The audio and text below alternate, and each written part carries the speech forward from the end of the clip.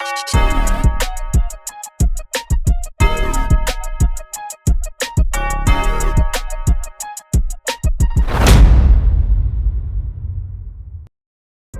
right, y'all. Thank you for tuning in to the new SEC podcast. We're here to give you a recap of the quarterfinals round.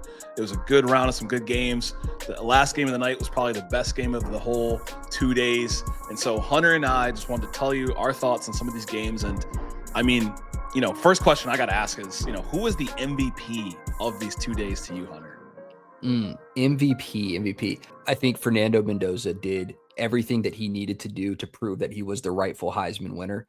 Like whether it was evading pressure, making plays with his legs, hitting guys in space. I mean, his O-line play was incredible. The running back play was incredible. But I think he gets a nod, and I think Trinidad Chambliss also gets a nod. Not to just make it an MVP quarterback award, but from extending plays.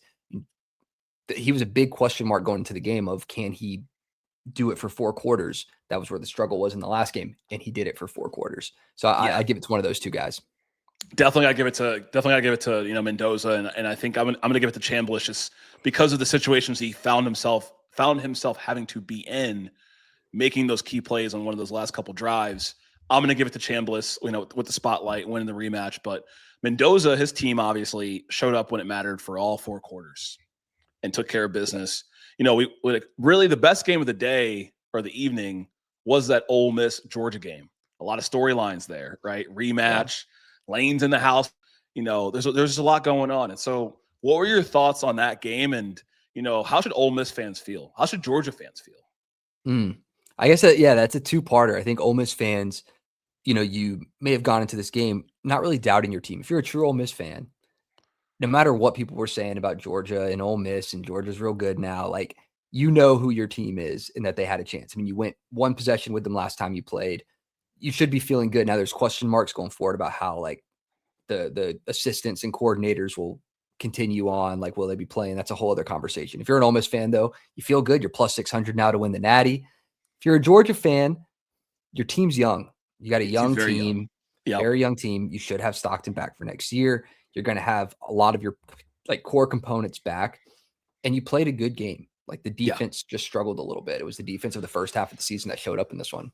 So. Yep, and it was the offense that found itself kind of struggling in the second half. Some questionable calls, going for it on 4th down on the 30-yard line. But those are the calls that usually work for Kirby. So like you can't fault him for that. Like, right, we saw the fake punt in the game that worked out.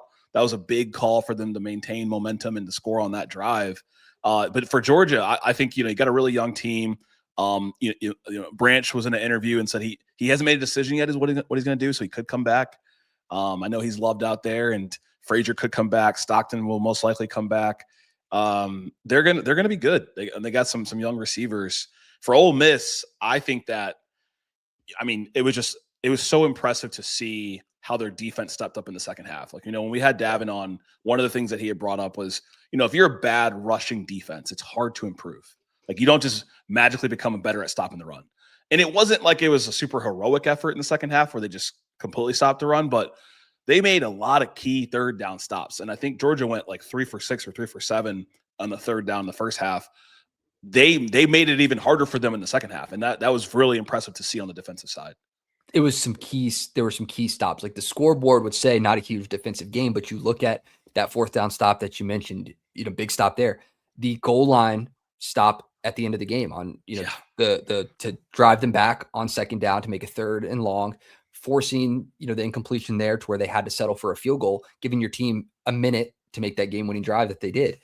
The defense played well, Eccles, Harris, like you had good run stop in the middle to where Georgia had to do a little bit more than just be able to, pound the rock as they're so used to doing. Yep, and I feel like we haven't seen a lot of teams get pressure on Georgia's offensive line. Like we saw Stockton, getting sacked, still making some impressive plays where he looks like he's going to get an 8-yard loss and somehow he's back on the line of scrimmage. But it was just such an interesting dynamic to see him under pressure. And I truly, watching that game, I thought that Georgia was going to score there, get a touchdown, and like win the game. Like it felt like this is the moment. They're like this is the hardest dragon to slay. You're in the red zone. It's Ole Miss's defense. You got 2 back-to-back penalties on number 14. Like they're about to mess this up if you're an Ole Miss fan, right? Yeah. And somehow, Ole Miss figured it out. And It's a really entertaining thing to watch, especially when you saw what Kawan Lacey was able to do with Trinidad Chambliss, right? And that evaded sack kind of pitch off and the next pass. But I can go on and on about this game. It was an instant classic. That was one of those games where you just soaked it in and just watched really good football. And one of the things that we talked about going into the game is how there's certain things that coaches don't have an impact on. Like your coach is good in getting players ready, getting them confident, making the right decisions on who plays, all of that. But at the end of the day, the players are the ones who have to go on the field and execute the plays.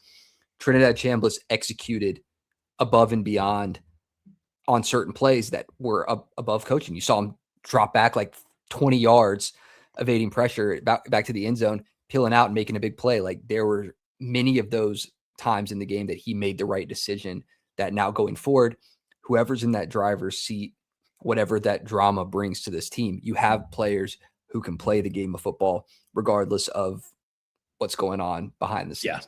Kawan Lacey, Trinidad Chambliss, your mini receivers, DeJon Stribling is going to have a big play against Georgia. This is twice, both games where he's had a tremendous play. Trey Wallace, like another big play, big game from him. Yeah, big games across the board with all the receivers, and a game like that, it makes you feel good about the rest of your upcoming slate with Miami, and then the winner of Indiana and Oregon if you are to advance past Miami. And there's just a lot that could be said about Oregon or about Ole Miss. And one of the things that when I watched the game, and we can go to the next game, it felt like a battle of two armies, and like you could see the defeat in Trinidad Chambliss's face when they were dropped two passes. And they didn't score at the end of the first half, right? And I think it was Stribling or the tight end that like ran inside versus going outside. You could kind of sense that like low feeling. You could sense the low feeling when Kawan Lacey fumbled and they took it back for a touchdown. And at that point, I think they were up, one or two scores. And then you could also sense like the urgency on that drive for Georgia when Nate Frazier just was pounding the rock 3-4 times in a row. Like he's getting up. He's like, give me the ball. I just want to go. And so it felt like a battle between two warriors, two armies, and of course in this one, Ole Miss took the win here. So Lane's winning; he's getting paid. Shout out to his agent for negotiating, getting $500K per win, but from LSU. But it's ridiculous. Making it less about Lane, more about Ole Miss. Really a lot of major props for them. Yeah, for sure. And now you're 3-point underdog going into the next game against Miami. You have a great pass rush that you're playing against, but you have a mobile quarterback who's able to evade pressure and keep his eyes downfield, which is what I was so impressed with in that game when Georgia did get pressure, keeping the eyes downfield. Defense, although you gave up a lot of points, some of that, it happens. Georgia is a good team. Gunnar Stockton made great plays to probably took the biggest hit of the season in that game. But Ole Miss, again, one more step. I'd love to see Ole Miss, go the distance, especially with all the things that have gone on this season. And, it's good for them. I'm not wearing powder blue on purpose, but it just so happens, I picked them to win this game. I picked them by 3. The safety made it 5, but you had some people chirping in the comments. Look, I picked Georgia. I live in Atlanta. My girlfriend went to Georgia, and I've truly believed that Georgia was the hottest team in the playoffs at this point. Now I'd say Indiana, but Hunter stood on business. He picked Ole Miss. He picked the Rebs. So the other game, what are you gonna say? Well, I didn't pick them all. I didn't pick them all right, and I think the one I definitely didn't pick well was the Alabama-Indiana game. And I think some people were right on this one, that Indiana was just a far better team, and they proved it on the field in a huge blowout, one that Alabama hasn't seen in nearly 30 years. Yeah, and it's unfamiliar territory for Alabama, right? They don't normally find themselves in the Saban era ranked lower than 8. Right. And they're number 9 going into this game. Pretty good win against Oklahoma. I picked Indiana in that game. I think I picked them 23-20. So I can't sit here and say that I was right in terms of the competitive nature of the game, but I was right about picking Indiana. Mm-hmm. What stood out to you about Alabama's performance, the good, the bad, and kind of going forward? It's the thing that it didn't just compile to this game. Alabama has struggled all year in games. It's been tight every game, and it's been a product of not being able to run the ball effectively, a product of the O-line not always playing to their fullest potential, receivers making bad plays, Ty Simpson not really looking that great in the face of pressure sometimes, like running out of the pocket, running out of a clean pocket. And all of it just came to a head. Like it they could have lost many, many games this year. This team, I think, really, given how they played, kind of overachieved on the season, to be honest. But they found themselves here in the playoffs. I do think Indiana is probably the best team, though, in the field. Like, undoubtedly. They are the true number one. They deserve, being 14-0. They've proved it in this game. More physical. The running was great. The O-line was great. The defense was great. They were a physical-driven team. Yeah, and a lot of the guys that we talked about in the preview, right? We're a balanced channel. Like I said, I picked Indiana. We covered Indiana. We covered Alabama. Barrett got a touchdown. Cooper got a touchdown. Becker got a touchdown. Kalen Black had 99 yards on the ground. Like, just a very balanced performance. Alabama going into that game was only giving up 168 passing yards. Yeah, Mendoza had 192, but when you got 99 coming from the ground and you're making the key passes to convert these first downs, it doesn't matter how many yards you get. Indiana definitely looks like the most well-coached team, architected team, and they have the best at this point. I would say they have the best coach left in the playoffs. Yeah. He's done something tremendous there at, really building a great roster in an era where, it's hard to keep players for a very long time. You have a lot of seniority on that team. They're a lot older. You have that talent that's built up over many years of playing, players coming in from the transfer portal, following him from JMU or from other schools, seeing Mendoza, coming over from Cal. He's built a program that the players seem bought into. And I know they mentioned it on the broadcast, but you could see no matter how much they were up in that game, they were still sitting there with tablets. They wanted the next drive. The game doesn't stop at 0-0. And that almost feels like the Alabama teams that used to be really good, back at the beginning of the CFP era. Right. It's almost like you're relishing in the fun of having 60 minutes to give it to your opponent. And it doesn't matter how many points you're up or how the game feels. You just want to take advantage of all 60 minutes. And better than anybody, being an Alabama alum, you've seen greatness in person regularly, right? So it definitely did look reminiscent of some of those Alabama teams with Henry and some of these other guys that played for them in the past. Yeah, and there's overreactions, there's underreactions, there's just right reactions, and I think Alabama fans are entitled to all three at this point when it comes to what's happened in the first 2 years under Kalen Deboer. There will be a third year. No one his job's not going anywhere because of what happened in this game. I told you it's something that maybe you have considerations, you have conversations. There's got to be some uncomfortability within the leadership because you can't go get dogged like this. But we've seen it from top programs as far as the playoff has gone back, where there's been a number 2 team in the country, a number 3 team in the country get beat by 20 plus points. It happens. You're here to find the best team. And I think Indiana is that. What needs to change, and you mentioned this, there feels culturally an issue with physicality, with coming out soft, with I don't want to say accountability, but you're not feeling, you don't feel like this team has it. They don't have it, and it feels a little soft at times. Like that Ole Miss Georgia game, both teams had a spark, right? Like you really could feel the energy from those teams. And Alabama, sometimes it feels like they come out there to like, look, we're Alabama. We got the best guys. We're Alabama. Like, okay, let's go do our job. It doesn't always feel like that. And I'm not on the field with them, but I hear what you're saying though. Yeah. And it's frustrating because it hasn't really felt like there's been this electrifying performance full game through since like Tennessee, since October. Like other than that, you've really been scrapping in essentially every game this season. And that includes Auburn. That includes, the Oklahoma game starting down 17. It's a great story to come back from that. But again, like you got yourself into that position because you started out so slow. Every drive didn't feel like there was anything that was going to happen. And look, I was corrected in one of the comments. I think Alabama went up 17-0 against Auburn, but they still kind of took their foot off the gas during that game, if I'm not mistaken. So, but you're right. To your point, it just feels like a lot of these games they've just been hanging. And like that to me, that goes back to when you look at Kalen Deboer, you look at Alabama, like what is the standard? You know what the standard is for Indiana. You know what the standard is for Georgia. Like, I don't really know what the standard is at Alabama. And I don't know, like, is it 10-2 and dominating? Is it 9-3? Is it being undefeated? Is it going out there and completely dominating your opponent? Like, I would love to know what fans think the standard is for Kalen Deboer. What is the standard for the players, and are they going to live up to that? I mean, week 2, we were hearing about Uber Eats and women going into the hotels, right? Like, what is the standard for this program? and what is the standard that they want in general. Right. And I mean, it could have been just as easy as being able to run the football like that. What if this Alabama team could run the football all season? Like, would everything have been different for them? Did they overachieve in the face of how bad that was? And what needs to change? Because Grubb wasn't good at it in the NFL, wasn't good at running the football. Coaching teams that ran when he was with Seattle didn't do it here.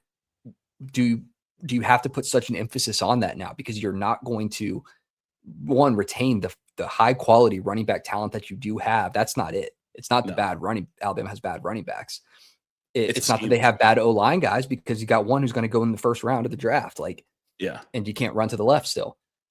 So there's something there that needs to change within the program. I felt like some of Deboer's comments after the game kind of hinted at that, that there may be some changes coming, and I think you're going to have to do it. You start the season out next year, game against East Carolina. You should have that one. To see how this team will perform and change. But I would be very surprised if things don't change. And I would be kind of surprised if Indiana doesn't run the table here. They look very, very solid. Yeah. No, Indiana definitely looks like the best team in the country. And it'll be interesting to see what happens at Alabama. And I mean, you can't be successful in college football or in the SEC if you can't run the ball. Ole Miss can run the ball. Georgia can run the ball. I mean, even Oklahoma, that's the one thing they could do offensively, right? You have to be a good running football team to get to the heights you want to get to, whether it's the conference championship, national championship. So, but it's less about Alabama and more about how Indiana, there's nothing else left to say. They look really good. I had a friend ask me about the rematch, and I have a hard time picking against Indiana. The way that Cignetti is moving, the way that Mendoza's talking and playing, he's going to do whatever it takes. I mean, they look good. The defense is solid, and it's turns teams a little bit more one-dimensional. Looking at Oregon, they are going to have to bring their A game in this one, because the running isn't going to work that well. But they did do pretty well in the face of running not working well against Texas Tech, which I guess we can talk a little bit about that one too. Yeah, what were some of your takeaways from that game for Oregon, for Texas Tech? It was kind of a snooze fest just from an entertainment perspective, but definitely some things to kind of take away from that game.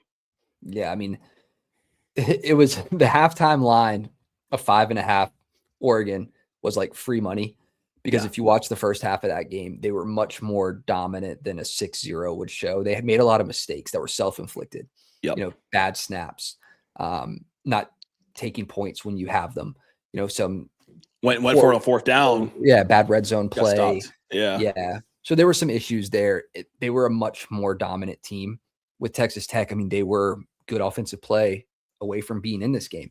They couldn't get anything moving, and that says, I think, equally about Oregon as it does about Texas Tech offensively. I think that they have some ownership over the offense. And, we knew going into the playoffs that Morton was probably 12 out of 12 when it came to playoff quarterbacks.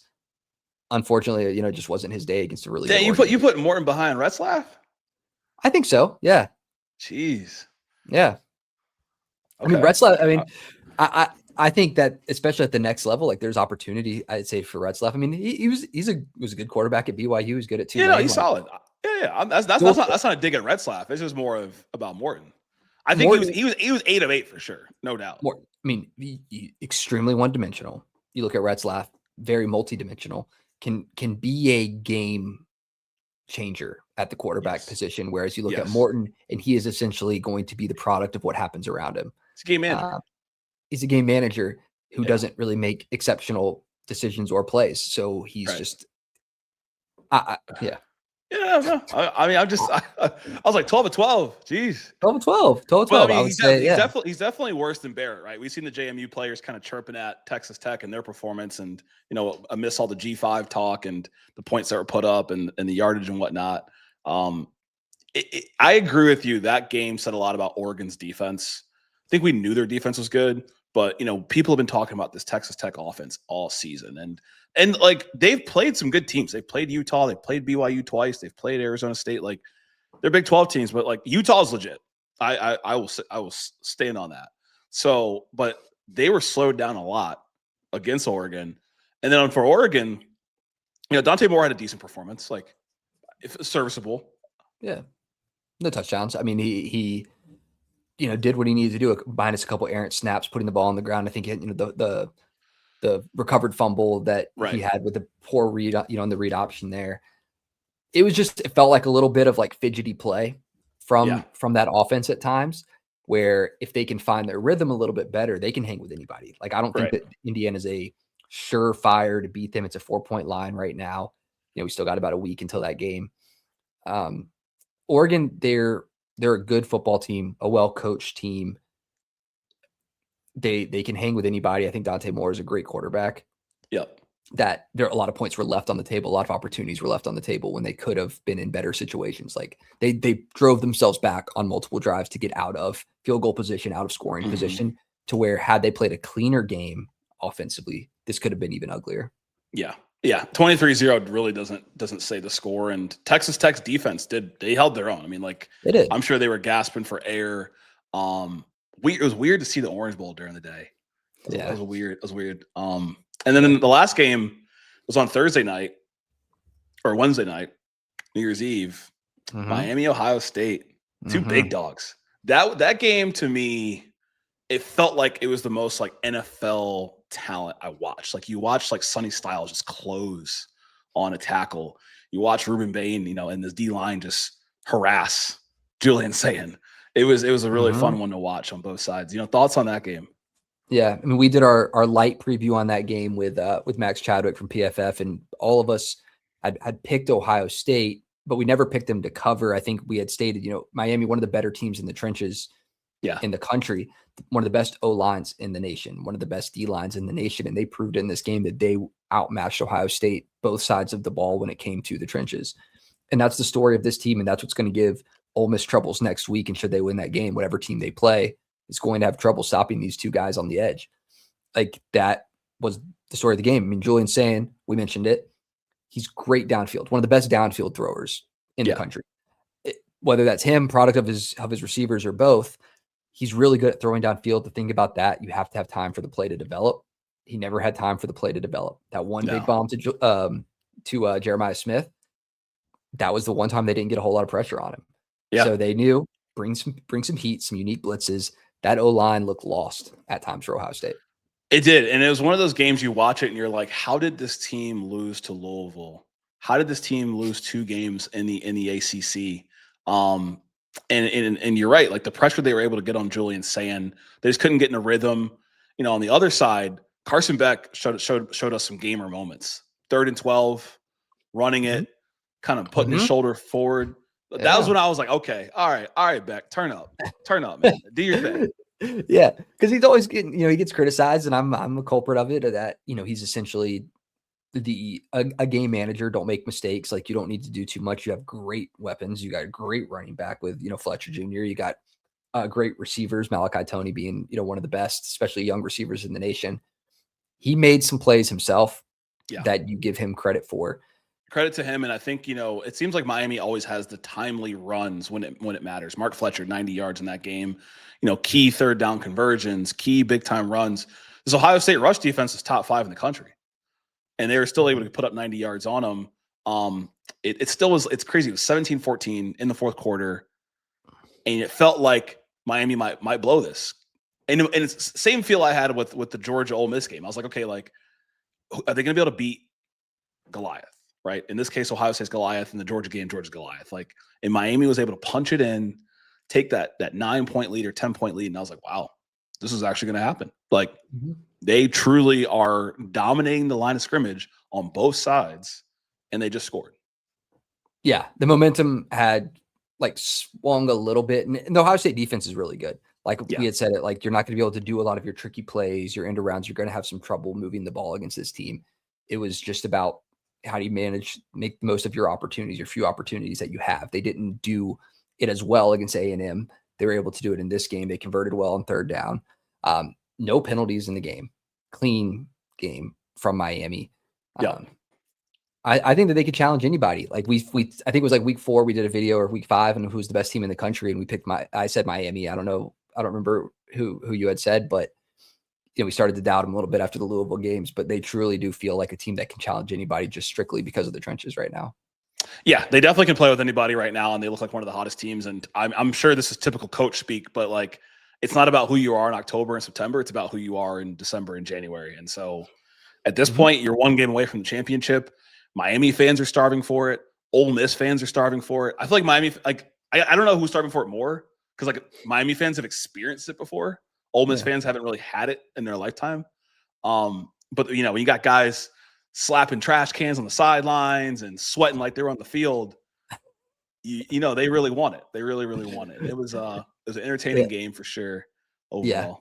I think that'll be the funnest game to watch of the playoffs so far. Will probably be the one next week between Ole Miss and Miami. I love, like I mentioned many times, like I love the out of conference games because you get to see the different sides of the ball and how these different teams play. And will a mobile quarterback like Chambliss challenge these, speedy edge guys to have to, rethink a little bit to not flush them out of the pocket like Georgia did a few times. It be some good games next week. We got, one on one Thursday, one Friday.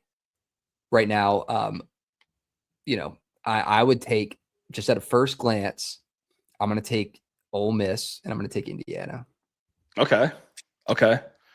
I think, where I'm at right now, not just because we're an SEC channel, I'm taking Ole Miss. I'm taking Indiana. I feel like but I will take Ole Miss close. I think Miami has a very good shot to win this game. Like these are two teams playing some of their hottest football. Miami now is beating A&M. Of course, they've beaten Ohio State. Like their path looks better. They have been more battle tested to this point. Yeah. I don't think anybody's slowing down Indiana. Like I really don't.